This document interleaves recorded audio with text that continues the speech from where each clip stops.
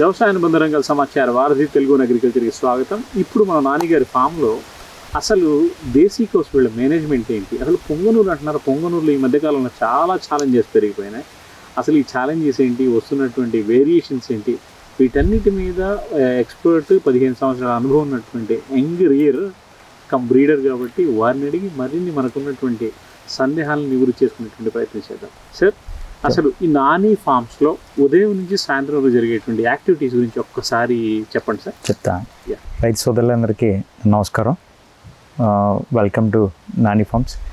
ఇది మా షెడ్యూల్ ఎలా అంటే అండి, యాక్చువల్లీ నా దగ్గర వివిధ గోజాతులు ఉన్నాయి. గత వీడియోలో మీకు ఆల్రెడీ చూపించి ఉన్నాం. వీటికి మేము ఎర్లీ మార్నింగ్ రాగానే ఏం చేస్తామంటే, ఫస్ట్ వీటికి లోపల ఏదైతే మస్కిటోస్ కోసం ఏర్పాటు చేసినటువంటి దోమల నెట్టలో ఏదైతే ఉందో వాటి నుంచి లోపల నుంచి తీసుకొచ్చి బయట ప్రాంగణంలో వీటిని అన్నింటినీ కట్టడం ఆరు బయట. అలాగే వీటికి ఏదైతే క్లీనింగ్ సెక్షన్ ఉంటుందో ఇవన్నీ కూడా క్లీన్ చేసుకోవడం. నెక్స్ట్ వచ్చేసి మొత్తం అన్నిటికీ కూడా మార్నింగ్ టైంలో ఫీడ్ అనేది రకరకాల ఫీడ్స్ పెడతాం. మేము 5-6 రకాల ఫీడ్స్ అయితే పెడతాం. అలాగే ఆ ఫీడ్స్ అన్నీ కూడా విత్ వాటర్తో మిక్స్ చేసి కలిపి పెట్టడం జరుగుతుంది. తర్వాత ఏదైతే వాటర్ సమపాలనలో ఏవైతే వాటర్ తాగితే వాటికి అన్నిటికీ కూడా వాటర్ కూడా పెట్టడం జరుగుతుంది.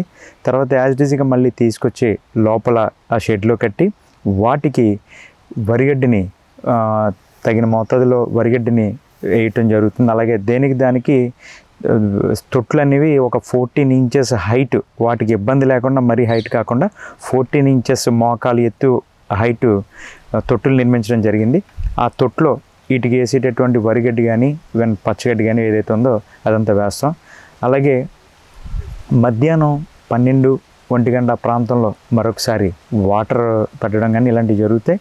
అలాగే మళ్ళీ 4:30-5 o'clockకి మళ్ళీ సేమ్ మార్నింగ్ ఏ విధంగా అయితే కనుక మనం ఫీడ్ ఇస్తామో సేమ్ అదేవిధంగా 2 పూట్ల కూడా ఈ దానాలు అనేది పెట్టడం అయితే జరుగుతుందండి.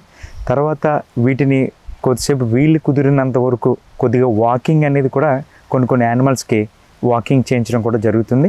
దాని తోడు ఇంకా నైట్ అయ్యేసరికి కామన్గా ఎర్లీ ఎలా చేస్తాం యాజ్ ఇట్ ఈస్గా మస్కిటోస్ ఏమి లేకుండా కుట్టకుండా వాటిని సెక్యూర్ చేసి ఫ్యాన్స్, లైట్స్ ఇవన్నీ సదుపాయం కల్పించి ఇవన్నీ కూడా నైట్ టైము షెడ్లో కట్టడం జరుగుతుందండి.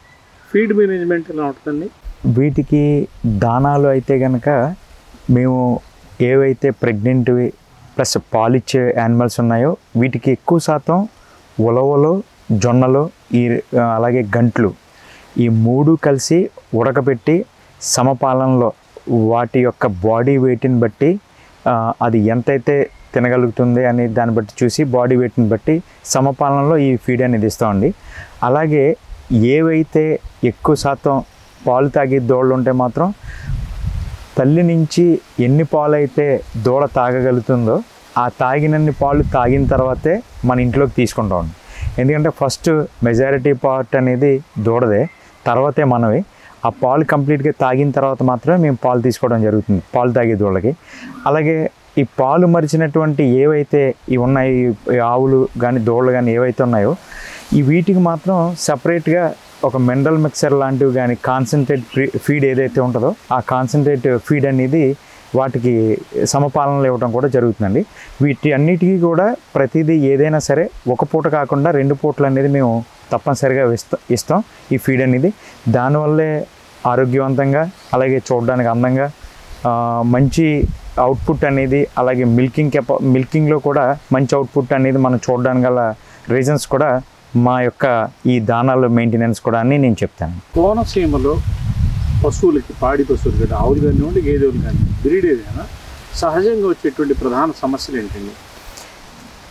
ఇప్పుడు ప్రజెంట్ అయితే కోనసీమలో అని కాదండి, ఆల్ ఓవర్ స్టేట్లోనే ఆంధ్రప్రదేశ్లో ఎక్కువ శాతం మాకు ఎవ్రీ ఇయర్ డిసెంబర్ నుంచి ఫిబ్రవరి, మార్చి వరకు కూడా ఈ లంపీ స్కిన్ డిసీజ్ అనేది చాలా తీవ్రతగా ఉంటుంది. దీనివల్ల చాలామంది రైతులు సఫర్ అవుతున్నారు. దీనికి ఏమైందంటే వ్యాక్సిన్ వచ్చింది రాలేదు అనేది ఎవరికి క్లారిటీ అనేది లేదు. కానీ ప్రజెంట్ కొంతవరకు మేలు జరిగే విధానంలో గవర్నమెంట్ ఏం చేస్తుందంటే గోట్ ఫాక్స్ అనేది వ్యాక్సిన్ అనేది రైతులందరికీ వాళ్ళు పాపం ఉచితంగానే చేస్తున్నారు. కానీ గోట్ ఫాక్స్ వేసి దానికన్నా ఇంత అభివృద్ధి పదంలో ఉన్నటువంటి మన ఇండియా వ్యాక్సిన్ ఇటువంటి లంపీ వైరస్కి కనిపెట్టడం పెద్ద పనేం కాదు. కానీ ఈ లంపీ వైరస్కి వ్యాక్సిన్ వీలైనంత త్వరగా మన ప్రభుత్వాలు కానీ ఎవరైతే రీసెర్చ్ సెంటర్స్ ఉన్నాయో వీళ్ళందరూ కూడా స్పందించి దీన్ని ఇమీడియట్గా వ్యాక్సిన్ కనుక్కుని ఆవులకి మేలు జరిగే విధంగా చేయాలని కోరుకుంటున్నానండి. ఈ ఎల్ఎస్డి ఇప్పుడు ఈ 3 ఏళ్ళుగా మనం చూస్తూ ఉన్నాం. ఇవి కాకుండా ఇంకేమున్నాయి? వైరల్ కాకుండా బ్యాక్టీరియాలు, ఫంగల్ ఏమన్నా? ఇంకా ఫంగల్గా అంటే కొంచెం ఎక్కువ శాతం ఇప్పుడు ఈ మెడిసిన్స్ ఏదైతే ఫెర్టిలైజర్స్ ఎక్కువ యూటిలైజ్ చేయడం వల్ల కన్సీవ్ కావడం అనేది కొంచెం గర్భకోశ వ్యాధులు చాలా కొంచెం ఎక్కువగానే సమస్య కనిపిస్తుందండి. అంటే ఎక్కువ శాతం ఈ పొంగనూరులో ఎక్కువ కనిపిస్తుంది. నేను చూసిన ఎక్స్పెరిమెంట్లో ఈ 15 సంవత్సరాల కాల వ్యవధిలో ఎక్కువ శాతం పొంగనూరు కన్సీవ్ కాకపోవటం లేదా వీటికి గర్భం సమస్యలు ఏవి రావడం ఎక్కువ అనేది కొంచెం ఎక్కువగానే ఉంది. స్కిన్ డిసీజ్ అనేవి వస్తుంటాయి, తగ్గుతుంటాయి. అది పెద్ద మేజర్ ప్రాబ్లం అయితే నేను అనుకోను కానండి. ఎక్కువ ఈ ప్రెగ్నెన్సీ కన్ఫర్మేషన్ కాకపోవడం అనేది కొంచెం ఎక్కువ ప్రధానమైన సమస్యగానే ఈ పొంగనూరులో ఎక్కువగా కనిపిస్తున్నాయి. ఈ ప్రధాన బ్రీడ్లు ఉండగా పొంగనూరు మీరు ఎంచుకోవడానికి కారణం ఏంటండి? ఎలా వచ్చింది అసలు అది? యాక్చువల్లీ పొంగనూరు అనేది ఎందుకు ఎంచుకున్నానంటేనండి, యాక్చువల్లీ ఈ బ్రీడ్ అనేది ఫస్ట్ ఆఫ్ ఆల్ నేను తీసుకున్న సమయంలో ఈ అంతరించిపోతుంది, ఈ బ్రీడ్ 15 సంవత్సరాల క్రితం అంతరించిపోతుంది, ఈ ఆవులన్నీ ఎక్కడో కానీ దొరకవు, ఒక పొంగనూరు ఊర్లోనే ఆ రాజువారి కోటలోనే ఉండేవి అని చెప్పడం అదొక ఆసక్తికరంగా వినడం. ఇది అసలు ఏంటి, ఆవు పెంచాలి, పొంగనూరు అనేది డిఫరెంట్గా ఉంటుంది, భూమికి అడుగే ఉంటుంది, లేదు 2 అడుగులు ఉంటుంది, 3 అడుగులు ఉంటుంది అని పెద్దవాళ్ళు చెప్పిన మాటలు విని నేను పర్టికులర్గా ఏం చేశాను, 15 years ఓల్డే పొంగనూరు ఊరు వెళ్ళి ఆ మొత్తం ఆల్మోస్ట్ ఆ ఏరియాలో మదనపల్లి, చిత్తూరు, బెంగళూరు ఆ బార్డర్స్ అన్నీ కూడా చాలా తీవ్రంగా 3 days కారు వేసుకుని తిరిగితే మాకు మచ్చుకు కూడా ఒక పొంగనూరు ఆవు మాకు అక్కడ కనిపించలేదు. అయితే మేము సరిగా ఎంక్వైరీ చేస్తే ఇక్కడ కూడా అంతరించిపోయినాయి, ఇటువంటి ఆవులు ఇక్కడ కూడా దొరకట్లేదు, మేము ఇక్కడ చూస్తున్నాం అని అంటే అక్కడ ఒక ఫామ్ హౌస్లో ఒక ఆవును పెంచుతున్నారు. ఆయన దగ్గరికి వెళ్ళి మేము రిక్వెస్ట్ చేసి అడిగితే ఆ ఆవుని మాకు ఇవ్వడం జరిగింది. ఆ పొంగనూరు నుంచి తీసుకొచ్చిన ఆవుతోటే స్టార్ట్ చేసాం. అలా సంతతి అనేది పెంచడం జరిగింది. కాకపోతే మేము కాన్సెప్ట్ ఏంటంటే అంతరించిపోతుంది, మన వంతు సాయంగా ఏదోలాగా ఈ జాతిని పెంపొందించాలనే ఉద్దేశంతోనే ఈ బ్రీడ్ని ఎంచుకున్నానండి నేను. యాక్చువల్లీ అలా కాకుండా స్టేట్ వైడ్ ఉన్నటువంటి ప్రతి రాష్ట్రానికి ఒక ప్రాముఖ్యత కలిగినటువంటి ఆవులు ఉంటే వాటిని కూడా మనం తీసుకురావాలి, ఒక్కొక్క ఆవుని మనం కూడా మెయింటైన్ చేయాలనే ఉద్దేశంతోనే ఒక 6-7 బ్రీడ్ల వరకు నేను మా ఫామ్లో మెయింటైన్ చేయడం జరుగుతుందండి. దీన్ని డెవలప్ చేసే విధానంగా కూడా నేను 2025 జనవరి 3, 4, 5 తారీఖుల్లో ఆవుల అందాల పోటీలను పెట్టి బోత్ 2 రాష్ట్రాలు, తెలుగు 2 రాష్ట్రాలు, తెలంగాణ అండ్ ఆంధ్రప్రదేశ్ 2 రాష్ట్రాలకు గాను ఒంగోలు ప్లస్ పొంగనూరు గిర్, అలాగే పొంగనూరు గిత్తలకి అందాల పోటీలు మరియు ఒంగోలు ఆవుల పాల పోటీలు కూడా నిర్వహించడం జరిగిందండి. సుమారు దీన్ని నేను నా ఫ్రెండ్స్ అయితేనేమి, నేనైతేనేమి, వేరే ఇతర నుంచి ఫండ్స్ ఒక 25 లక్షల రూపాయలు ఫండ్ కలెక్ట్ చేసి దీనికి ఈ ఆవుల పోటీలు నిర్వహించడం జరిగింది. అలాగే చాలామంది నాకు సపోర్ట్ చేశారు. ఒక 20,000 మంది ప్రత్యేకంగా చూడడానికి వచ్చినటువంటి దాఖలాలు నాకు తెలుసుగా ఫస్ట్ టైం జరిగిందండి. అది కూడా కావాలని చెప్పి మా స్వగ్రామంలో కేసిన్పల్లి గ్రామంలో అంబేద్కర్ కోనసీమ జిల్లాలో మా గ్రౌండ్లో ఇది నిర్వహించడం జరిగింది. అలాగే వాటికి ఎవరైతే రైతులు పోషిస్తున్నారో వాళ్ళందరికీ కూడా ఎంకరేజ్మెంట్ కింద సన్మానాలు చేయటం, అలాగే ప్రైజ్ మనీస్ వచ్చేసి ఆల్మోస్ట్ 6.5 lakhs రూపీస్ ఓన్లీ నగదు బహుమతి ఇచ్చామండి.